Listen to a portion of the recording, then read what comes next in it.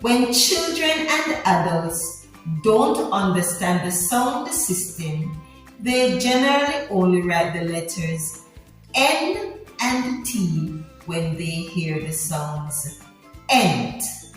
Remember that the E says E, the N says N, and the T says T. Put them together, ent, ent.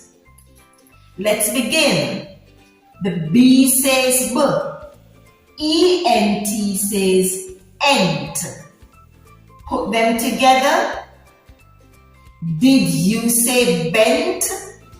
Wow, awesome. B-ent, bent. This C is going to give the soft C sound.